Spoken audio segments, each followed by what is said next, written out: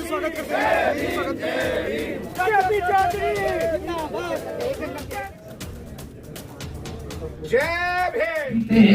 ऐसी 2-3 मिनट बाद उसने जो है फिर भैया यूं ही बोला था, अरे छोटे तेरी बहन का एमडी सारे निकाला जूता तह दूसरे का चैम्बर में वीडियो बना पूरे देश में देखा।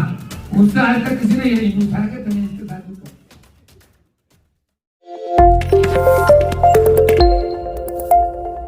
तो क्या इस देश में एक भी आदमी ऐसा पैदा नहीं हुआ कि भारत का संविधान लिख सकता था? अभी डॉक्टर साहब ने इशारा किया, ब्लैक्स ने अपने आप को यूएस का आज मास्टर बना दिया। ब्लैक्स के बिना यूएस चल नहीं सकता आज की स्थिति है। ब्लैक्स कौन है? अंग्रेजों ने अपने घरों में नौकरी करने के लिए, खेतों में काम करने के लिए, अपने गाड़ी चलाने के लिए, उनके पास स्लेव्स करने के लिए कोई आदमी नहीं था, तो उनको लाया गया और आज वो यूएस की जान और शान बन गए। बात अरे सही है। और हम तो इस आदमी की संतानें हैं। किसकी? जिसके लिखे हुए संविधान से भारत का सुप्रीम कोर्ट काम करता है, भारत का प्रधानमंत्री काम करता है, भारतीय जीवन बीमा निगम चलता है, भारत के बैंक काम करते हैं, भारत की हर संस्था काम करती है। तो हमारे परम पूज्य बाबा साहब डॉक्टर भीमराव अम्बेडकर के लिखे हुए संविधान से सही गलत है? मैं तो डॉक्टर अम्बेडकर की संतान हूं भाई, जिसने भारत का संविधान लिखा है। सवाल ये होता है कि एनर्जी का राज क्या है? एनर्जी का राज यही है कि जिस काम को करना है शिद्दत से करना है, पूरी मजबूती के साथ करना है और उसको कराने की क्षमता भी अपने अंदर रखनी है। कराने की क्षमता कर दे भैया कर दो यार, अच्छा है। तो कलेक्टर्स के साथ भी मेरी अक्सर बात होती है। जिला कलेक्टर 17, एक आदमी का फोन आता है, कहता जी आप कौन बोल रहे? मैंने कहा अजीब आदमी भाई। अरे आप बाबूजी कौन बोल रहे हो? मैंने कहा जी मैं केपी चौधरी बोला। अरे बाबूजी आपका नंबर मुझे यहाँ पोस्टर लगा हुआ सतना में, उससे मिला। तो आप बताओ। कहता जी मेरे घर के आगे बिजली का खंभा गाड़ रहे हैं। मैंने क्या मतलब? कह जी वो बराबर में जो हमारा पंडित भाई है, ब्राह्मण भाई है, नियम के हिसाब से खंभा तो उसके घर के बाहर आ रहा और उन्हें सेटिंग करके मेरे घर के आगे करवा दिया। कीड़े मेरे घर में आए करेंगे वो जब लाइट जलेगी उस पर। तो साल को गलत बात हो रही है। मैंने भैया तेरा नाम क्या है? उसने नाम बताया, अपना एड्रेस बता, ये एड्रेस बताया। मैंने कोई बात नहीं, मैं भी बात करता हूँ। मैंने नेट से जिला कलेक्टर सतना का नंबर निकलवाया अपने पीए से और मैंने सतना कलेक्टर को कहा भाई देखो शर्मा ही था, ब्राह्मण था। तो मैंने कहा यार शर्मा जी ये तो गलत बात है, आप तो कलेक्टर हो, संविधान की ओर देते हो कि आप भारत के संविधान की रक्षा करेंगे और आप अपने तुम्हारी बिरादरी के आदमी के घर के आगे खंभा रहा है, तुम उसे चेंज कराने मेरे आदमी के आगे लगा रहे तो बहुत गलत। क्या भाई साहब मुझे नहीं पता। अगर खंभा नियम के हिसाब से जिसके घर के आगे आ रहा है वही करेगा, मुझे आधा घंटे का समय दीजिए। तो आधा घंटे बाद उसका फोन आ गया, तो साथ खंभा उसके घर के आगे चला गया। आपका बहुत बहुत धन्यवाद। क्या समझ में आई? बुलंदशहर में मैं पिछली बार गया तो कुछ लोग फूल बता रहे थे, उसमें आप और मैं दोनों थे।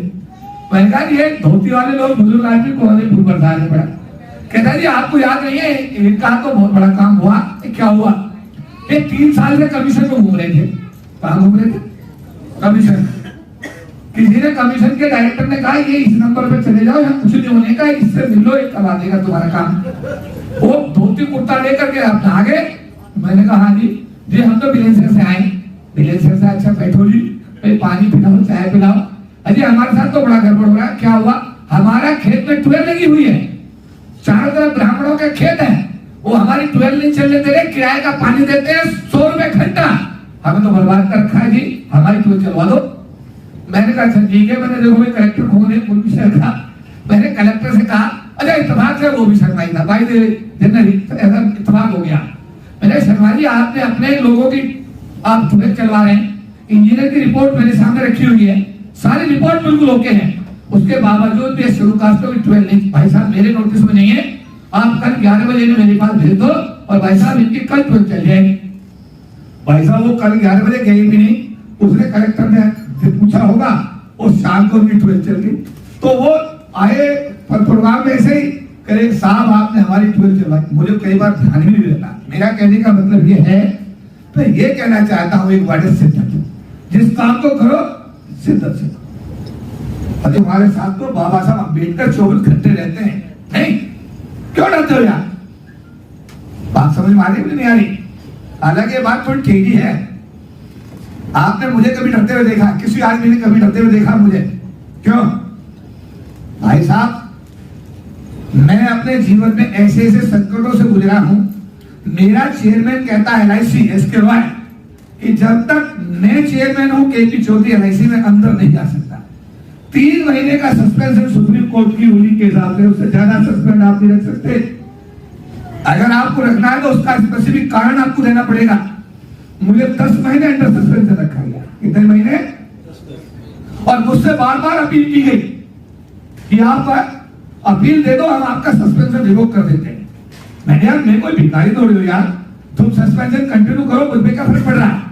फिर हमारी श्रीमती जो एक दोस्त थी मेरी डायरेक्टर मुसा सागवान, ये दोनों एक ही गोत्र की थी, तो फिर बन गई थी 15-20 साल पहले। उसने इनको फोन किया, अरे मंजू तू समझा, मैं MD पर्सनल हूँ, आप एक अपील तो दिलवा दे कम से कम। मुझसे कहा, उषा सागवान का फोन आया था, वो कह रही थी, मैंने कहा आप घर को देखो, बच्चों को देखो, बाकी काम मैं देखूंगा, चिंता ना करो। 10 महीने तक मैंने अपील नहीं की और उसके बाद में बाबा साहब अम्बेडकर के आशीर्वाद से मेरा सस्पेंशन वापस हुआ। मैं LIC में अंदर आया और SK राय 2 साल पहले LIC से टर्मिनेट होकर के बाहर गया। ये है संगठन। अरे तो समझ में आई बात नहीं आई है? कभी SK राय ने सोचा होगा कि वो टर्मिनेट हो जाएगा?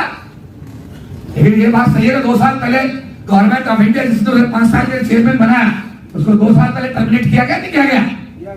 सही है। एक मैंने डायरेक्टर थे VK शर्मा, नाम सुना होगा, बाद में चेयरमैन बने नहीं बने? उनके चैम्बर में हम गए, हमने उनको पगड़ी पहनाई सिर पे, तो उन्होंने उतार के फट दी, पीछे रख दी।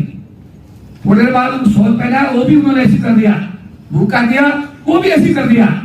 और उसके बाद में जब हम बैठ करके हमने कहा यार तो बड़ी गड़बड़ सी लग रही है, वो बोलता है अरे चौधरी साहब आप हमें कहाँ MP मानते हो? मैंने यार तो MD तो हो ही यार, इसमें कोई गलत बात? आप MD तो हो ना, भारत की सरकार ने आपको MD बनाया है भाई, अब तो भारत सरकार के एम्प्लॉय हो। 2 मिनट बाद फिर बोल दिया उसने, अरे आप चौधरी साहब हमें कहाँ MD मानते हो? मैंने यार शर्मा जी आपको सकोरा है क्या, आप MD नहीं है क्या? ओ भाई यार ऐसी चाय पीते पीते ऐसी 2-3 मिनट बाद उसने जो है फिर भैया यूं ही बोला था, अरे छोटे तेरी बहन का MD साले, जूता दहेज दूसरे का चैम्बर में वीडियो बना, पूरे देश में देखा। उससे आज तक किसी ने ये नहीं पूछा कि तूने इसके साथ क्यों किया। मुझे नहीं किसी ने पूछा आज तक। बात समझ में आई नहीं आई? बाद में वो चेयरमैन बना। चेयरमैन बन के उसने क्या किया, हमारे समाज के लोगों को बैठाया और हमारे जो क्वार्टरली मीटिंग में लोग गए, इसमें सैलेंडर जी खड़े हो गए, ये भी साथ थे, और हमारे लोगों को पिटवाया। हमारे लोगों से क्वार्टरली मीटिंग में अंदर एंटर नहीं करने दिया। वो पटना में था वो। मैंने उसे फोन किया, अरे भैया ये क्या शर्मा जी, क्या तमाशा हो रहा है? वो अभी मैं तेरा चेला अहमद चौधरी साहब, आपका चेला अहमद भार्गव MD से बात करता हूं मैं। और मेरा चेला MD का होगा, वो तो MD LIC का। खैर कुल मिलाकर के 2 बजे तक क्वार्टरली मीटिंग नहीं हुई। Then I visited the office of the home minister mister Rajnath Singh.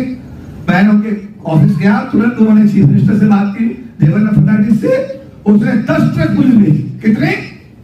10 truck police भेजी। 10 ट्रक कितने सिपाही भेजे होंगे, कितनी फुट भेजी होगी?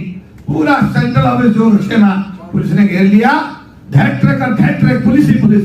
और फिर हमारे लोगों को बुलाया गया और बुला करके एक एक आदमी का ID चेक करके उसे अंदर किया गया और तब जा करके उसी चेयरमैन को हमारे लोगों से मीटिंग करनी पड़ी। समझ में आई बात नहीं आई? तो ऐसा है कि ये तो मैं जो आपको कहना चाह रहा हूं, आप इस बात को समझिए। आपके अंदर बहुत ताकत है, आप बिना मतलब ही डरते रहते हैं, तो डर अपने अंदर से निकाल दीजिएगा। आप किसकी संतान हैं? परम पूज्य बाबा साहब डॉक्टर भीमराव अम्बेडकर की संतानें हैं हम लोग। और आज तक डॉक्टर अम्बेडकर से योग्य व्यक्ति, भारत तो छोटी सी बात है, पूरे दुनिया में पैदा नहीं हुआ।